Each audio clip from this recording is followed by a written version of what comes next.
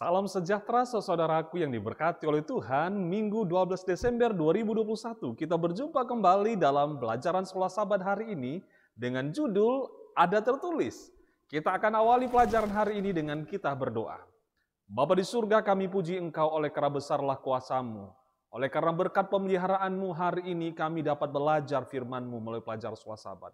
Berkemurahan Tuhan menolong dan memberkati kami dengan Roh Kudus-Mu. Di dalam nama Yesus Kristus kami berdoa dan mengucap syukur. Amin. Saudara-saudaraku yang diberkati oleh Tuhan, marilah kita baca firman Tuhan dalam Matius pasal 4 ayat 1-11. Bagaimanakah Yesus memberikan respon kepada pencobaan setan di padang belantara, dan sehubungan dengan respon ini, apa pelajaran penting di sini bagi kita? Yesus tidak berargumen dengan setan. Dia tidak juga berdebat dengannya. Dia mengutip secara sederhana kitab suci, karena sebagai firman Allah, kitab suci itu hidup dan kuat dan lebih tajam daripada pedang bermata dua manapun. Seperti tertulis dalam Ibrani pasal 4 ayat 12. Dan di dalam setiap kasus, firman yang dikutipnya berasal dari kitab Ulangan. Betapa menariknya bahwa Yesus di padang gurun memilih untuk mengutip ayat-ayat yang diberikan kepada bangsa Israel di padang gurun juga.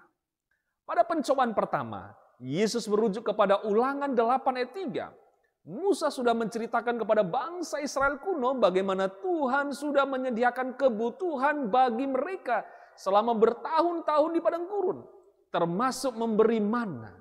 Dan ini untuk mengajarkan kepada mereka pelajaran-pelajaran rohani, dan di antara pelajaran ini manusia hidup dari setiap firman yang keluar dari mulut Tuhan.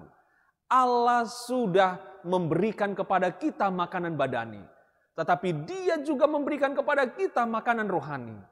Kita tidak bisa hanya mengambil makanan yang pertama tanpa makan yang kedua. Yesus menggunakan gambaran dari roti sebagai sebuah transisi kitab Ulangan dan untuk menegur setan dan juga keraguan yang setan coba tanamkan ke dalam pikiran Yesus. Dalam pencobaan yang kedua, Yesus mengutip dari Ulangan 6 ayat 16. Di mana dalam ayat ini Musa sedang menunjukkan kembali kepada umat Israel tentang peristiwa pemberontakan di Masa.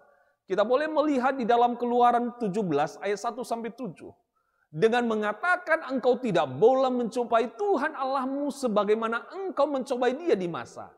Kata mencobai bisa berarti mencoba atau mengetes.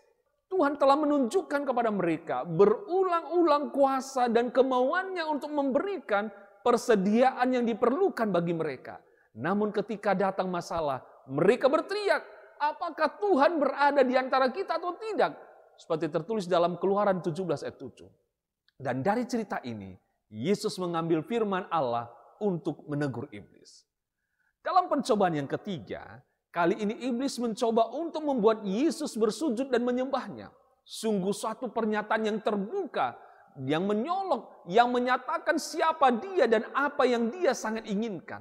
Gantinya berdebat, Yesus menegur iblis dan sekali lagi merujuk kepada firman Allah, yaitu kitab Ulangan, di mana peristiwa yang diambil adalah ketika Tuhan sedang mengamarkan umatnya tentang apa yang akan terjadi jika mereka jatuh dan menyembah Allah-Allah lain. Engkau harus takut akan Tuhan Allahmu, kepada Dia haruslah engkau beribadah, seperti tertulis dalam Ulangan 6 ayat 13, yang berarti hanya Dia dan Dia saja yang harus disembah. Saudara-saudara yang berkati oleh Tuhan, bagaimana kita bisa belajar di dalam kehidupan kita kuasa yang lebih dari membaca firman Allah, supaya kita lebih semakin penuh merefleksikan karakter Yesus dan sama seperti Dia menolak pencobaan setan. Saudara-saudaraku yang diberkati oleh Tuhan, biarlah melalui pelajaran hari ini kita akan senantiasa memperkatakan firman Tuhan sebab ada tertulis. Kiranya iman kita bertumbuh dan kita diteguhkan. Dan mari kita akhiri pelajaran Sekolah Sabat hari ini dengan berdoa. Terima kasih Bapa di surga buat berkat-Mu, waktu yang indah Tuhan sediakan. Kami sudah belajar firman-Mu, kami perlu akan Roh Kudus-Mu. Tercurahlah bagi kami, kiranya kami dapat memperkatakan firman Tuhan karena ada tertulis. Berkati kami Bapa, Tuhan peliharakan dan jagai, di dalam nama Yesus kami berdoa dan ucap syukur. Amin. Saudara-saudaraku yang diberkati oleh Tuhan, biarlah pada esok hari kita akan kembali mempelajari pelajaran sekolah Sabat kita, dan Tuhan dalam kemurahannya akan memberikan waktu bagi kita.